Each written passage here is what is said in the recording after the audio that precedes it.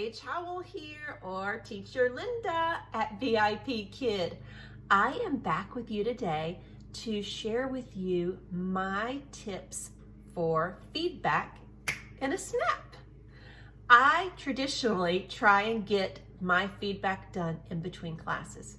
That may change sometimes, but I really want my time for my classes to be within the hour and 15 minutes, because any other time over that, my hourly rate is going down, down, down, down, down. Your hourly rate is going down, down, down, down. So I'm going to share with you how I get my feedback done in between classes. I hope that if you haven't subscribed, you will subscribe below to come back for a lot of other great tips to help you. My channel is all about helping other teachers be great VIPKID teachers. There are a lot of new people to VIPKID, and there are a lot of people that work at VIPKID that are not teachers. And some of this information, or a lot of this information, can be really helpful to you in your VIPKID classroom. So join me as we walk through how to do feedback in a snap. And don't forget, at the end, answer the questions in the comments below. So I wanted to show you how I do my feedback in a snap. And when I say in a snap, I want to get my feedback done between my classes. So I stop at generally right after the 25-minute mark. Even with my regulars, they know that I'm stopping. I've got to get things accomplished. And if I don't get my feedback done, it's because I probably needed to go to the restroom or fix another cup of coffee in those quick 5 minutes that I have to get going. So the first thing that I do when I get into my classroom is I open the Add Feedback tab. Now, this class has actually already occurred. I wanted to show you how I do this during the class. And maybe do a time lapse, but it just didn't work out the way I needed it to work out for you to see what I am trying to show you. So when I open up the feedback, you can see I have already filled this out. But what I do is I fill this out during class. So the student cannot see or hear that I am typing. And if they do hear a little bit, it's very minimal.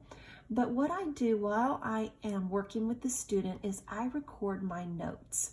This student, yay, I'm just going to share with you, this was my 100th class with this student. So we had a lot of fun in the class today. And you're going to see, I'm going to add some information in my actual parent feedback to make it a little more personalized. So how did your student do in today's class? That is going to get filled out at the very end, and I'm going to show you how I do that using the Google Slides Planner template. As I am working with the student, I record here things that I need to work on with him. I also use this at the end of the class. I go to the very last slide, the whiteboard slide, and I will write these words down and practice them with the student before I leave the classroom. That way the parent or the student can go back and just listen to that last portion of the playback and hear me saying the words correctly, and they can practice those words. So that's just a tip. That's something that I do with my students. Does it happen every time? No, it does not, but this is how I would like all of my classes to go. Because you can see here, right here, these are all, he is my student. I work with him pretty exclusively, I think exclusively. And you can see the words that I am trying to cover with him. And this is the words that I've been working on. And so when I start my class, I will also go over these words on the whiteboard with him to make sure that he's learned them, because I do include these in the parent feedback. So those are just a few little tips along with the feedback that I'm working on. So again, I'm filling this out as we go through the class. I am filling out the student placement. I can tell pretty quickly if this is a good placement or not a good placement. Again, this student I've worked with quite a while, so I know it's an appropriate placement for the student. academic performance, I do fill this out as I go along, even with my regulars, because this student is sometimes can be on and off. Today, his speaking and listening, he was on top of it. He did an excellent job. There was very little that I had to correct with him or work with him on. So this was a great lesson. It was lesson 9. So you can see that. So we had reviewed most of the vocabulary in here, and the new vocabulary he came to class knowing. His social studies and science were awesome, very good. And just hit this so that you know this is topic related vocabulary. He understands instructions and uses the academic content that we're working with, non-related to math, because there's a math question. His reading and writing, I put great because he did need some assistance, but that's what he's here for, is to get assistance. So reading and writing, I do very rarely put excellent because they're here to learn and we are learning as we go. His grammar today on what we worked on though was excellent, and I filled that out again. Again, this is all being filled out during the class. Unfortunately, you couldn't see that. I wrote this during class as well. This was our 100th class, and he has made such great progress. I am so proud of him. I would encourage his parents to watch his first video, and this one, wow, such improvement. And then I always write a note. And again, I'm doing this during class. You can easily do this during class. I do a little kudos for the teacher. Happy December. Thank you so much for all you do. This one is a little bit different in the feedback because I wanted her to see that it was our 100th class. But generally what I write here is going to be, I'll just kind of do it here for you. One thing they need to work on. He needs to work on pronouncing subway. And then the next thing that I write on here too is he is doing spelling it wrong, a great job on his phonics. So I usually put these things in there because I try and give the learning partner something to work with. One of the things that I learned in a workshop that I did is the learning partner, they work with over 150 students. And so they really like it when you can give them just a little nugget of information, something that they're doing great on, something that they need to work on, so that they don't have to go back and read all of the full parent feedback, because they do meet with these parents, or at least have phone conversations with these parents very regularly, and this gives them something. So if I can help them, I'm going to help them. So we're going to move now over to how I fill out my actual parent feedback. Okay guys, this is where the magic happens. If you're not familiar with the Google Slides Facebook group, I want you to look at the link below. I want you to check it out. So you are going to put in your schedule, which I have already done here. I just cut and paste it from your portal, and then you put it here, and it automatically fills in your student's name in the feedback. So I am going to go through, I'm going to look for Jackie because this is the student that I am working on, and I am going to grab the feedback on Jackie. Now look, there's short and sweet boy, just right girl, just right boy. There is all kind, there's long, and this is all the details. If you're a real detail-oriented person and you want to put all this information, it is there. You can also save what you put, and it will create it for you the next time you have this lesson. Not even with this student, but with a new student. So I always use, I'm a short and sweet kind of person. So I'm going to grab the short and sweet, and you can see I've highlighted it here. I'm going to do Control-C, and I use a Word document. I have it stored. It's called feedback. I have my ending template on there, what I ask for every student, and I am going to show you what I did here.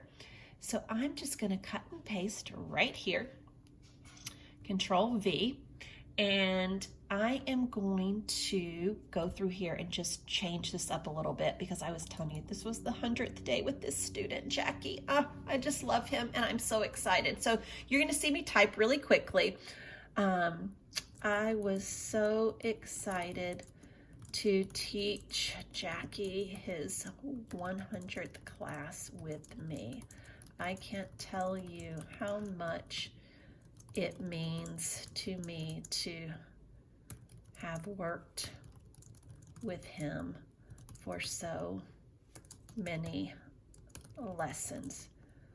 Thank you for allowing me to work with him each week. It is my honor. And this is something for this student because I want them to know how much this means to me. It's my honor and privilege. This is why I use Google. This is why I use a Word document, so that I make sure I spell everything to work with him. Okay, and then I'm gonna look and see, what does it say? What did it say? What did I copy and paste? Jackie did a great job today learning the new vocabulary words. Taxi and subway, he was able to practice talking about singular and many. He did a great job there. He practiced reading skills and also using pronouns in sentences. Jackie can practice the word subway, around, travel, and they. Now I want to go back. So taxi and subway, those were the words, and they're in here. So actually they're not. Let me put taxi right here. Taxi, subway, he didn't really need around, travel, and they. So I'm going to take those out. Backspace here, so I'm just gonna make this so it's grammatically taxi and subway. And then I just go down here because I have a template that I put all the time. It says thank you in advance for your feedback with tags. Tags allows me to see what I am doing well at or what I can improve. Thanks again. Have a great day, Teacher Linda. Now what do? I cut and paste. I Control-C. It is grammatically correct. I don't have any underlines there. And I will now put it in the parent feedback. Voila. And then I hit submit. One question that I want to tell you is, if you are working with a student and you need to get into the chat and you have this already open, then, oh, let me go over here. I'm sorry. If you already have this open, then all you have to do is hit save. Make sure you hit save, or none of your notes down here are going to save. Hit save so you can use the chat, close it out, and then open it back up, and it will save it for you, and you can keep on keeping on. So hit submit, and I am done. Your feedback is completed in between classes. I hope that you know how to do feedback in a snap now. Of course, if you're a brand new teacher, it's going to take some getting used to, but try it. Keep trying it. Remember, practice makes perfect. I didn't get there on the first shot, guys. I had to practice as well. I have been teaching over 2,000, I think I'm at 2,300 classes now, and I've learned techniques. Like I said in the beginning, I want my time to be as close to that 1 hour that I can make it. Please comment below. What is your takeaway? What are your questions? I answer questions. Also, I talked to you about, I made a little note that I would tell you about tags and the importance. That is below as well. And I want you to go see my next video. It is on feedback in general. And it is really, really important. As a former teacher, I know how important parent feedback is to help students not only share with them how well they're doing, but what we can do as parents for our own children to help them improve at home. So thanks for joining me. Subscribe if you haven't done so, and I look forward to seeing you in a next video.